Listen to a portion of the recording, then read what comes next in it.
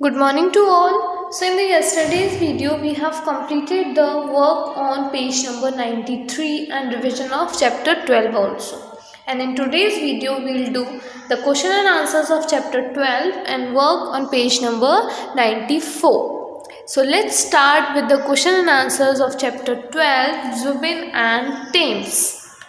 Question first is, where does the mother dog stay? Where does the mother dog stay? अब जो chapter में 5 little pups थे छोटे छोटे, उनकी जो मदर थी वो कहाँ रहती हैं, कहाँ पे रहती थे वो, क्या बताया था चैप्टर में कि पार्क था, उस पार्क में कॉर्नर में एक ट्री था, उसकी छाया में वो लोग रहते थे। तो आंसर राइट करेंगे हम, The mother dog stays under a shady tree in a corner of the park. The mother dog stays under a shady tree in a corner of the park. जो mother dog थी वो कहाँ रहती थी? Park के corner में एक tree था, उसकी छाया में रहती थी। Second, who is fond of the pups? Who is fond of the pups? Pups को कौन पसंद करता है? किसको सबसे ज़्यादा पसंद है pups? Zubin. Zubin is fond of the pups. Zubin is fond of the pups. सबसे ज़्यादा pups किसको पसंद है? जो छोटे छोटे लिटिल पपीज थे, Zubin को पसंद है। C. Write 2 things about Thames.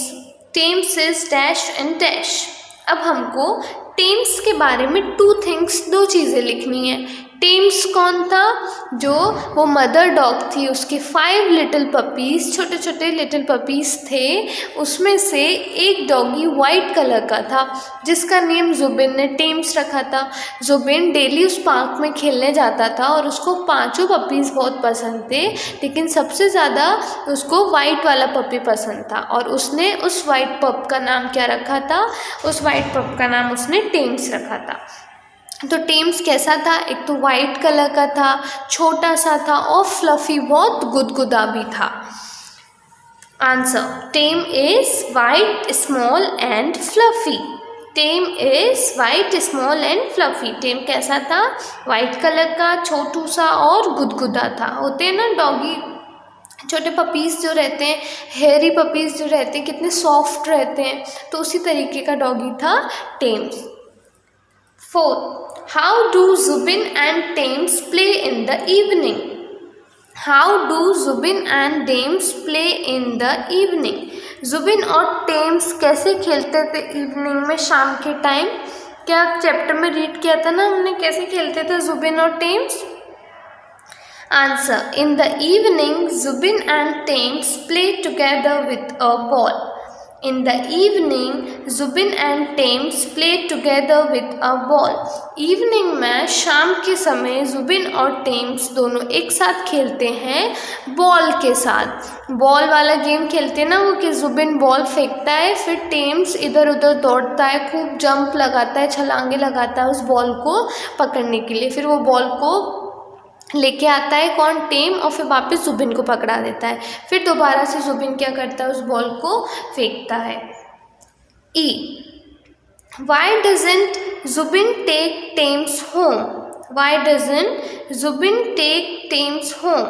Zubin टेम को होम क्यों नहीं ले जाता था, उसके घर क्यों नहीं ले जाता है? Answer, Zubin doesn't take Thames home because he is scared of mother dog. Zubin doesn't take Thames home because he is scared of mother dog. Zubin इसलिए नहीं ले जाता टेम्स को अपने घर क्योंकि उसको किससे डर लगता है? उसके जो टेम की जो मदर थी उससे डर लगता है। किसी भी मम्मा के हम उसको, बच्चे को दूर करेंगे तो वो तो गुस्सा होगी। इसी तरीके से जो लिटिल पप्स थे, उनकी जो मम्मा थी वो भी बहुत गुस्सा करती थी, करती थी, घुर्राती थी, जो भी उसके पपीज़ को उससे दूर ले जाने की कोशिश करता था। तो उसके डर की वजह से ही जो जुबिन था वो टेम को घर नहीं ले जाता है, क्योंकि उसको पसंद तो बहुत था टेम, वो घर भी ले जाता, उसको पाल लेता है एज अ पेट, लेकिन उसकी मम्मा को ही पसंद नहीं था, इसलिए वो उसके डर के मारे उसको अपने घर नहीं ले गया। Next, why was Thames trembling? Why was Thames trembling? Thames जो था ट्रैम्बल क्यों कर रहा था? ट्रैम्बल मतलब डर के मारे कांपना। क्यों ट्रैम्बल, क्यों कांप रहा था वो डर के मारे Thames? Thames was trembling with fears. Thames was travelling with fears, डर के मारे, डर की वजह से वो ट्रैम्बल कर रहा था, कांप रहा था। कौन? टेम्स। किसका डर था उसको?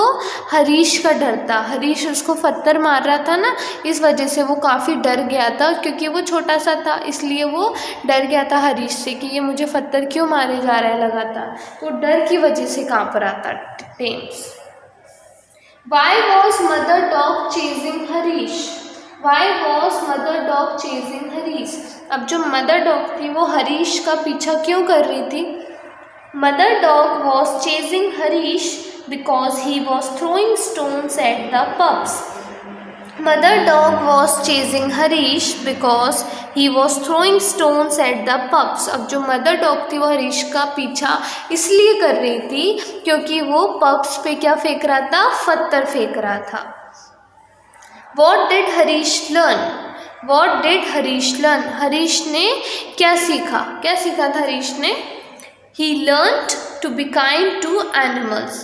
He learned to be kind to animals. उसने सीखा कि उसको एनिमल्स, जानवरों के साथ कैसा रहना चाहिए? काइंड रहना चाहिए, दयालुता के साथ रहना चाहिए उसको एनिमल्स के साथ। तो ये क्वेश्चन एंड आंसर्स कंप्लीट हुए हमारे चैप्टर 12 के। अब हम एक क्वेश्चन कर लेते हैं बुक में।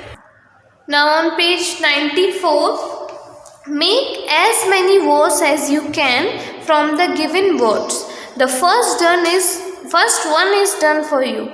अब आपको क्या करना है? आप जितने वर्ड्स बना सकते हो उतने वर्ड्स आपको बनाना है फ्रॉम द गिवन वर्ड्स। ये जो वर्ड्स हमको दिए हैं इनसे, और फर्स्ट आपके लिए पहले से किया हुआ है, जैसे कि अपीयर्ड।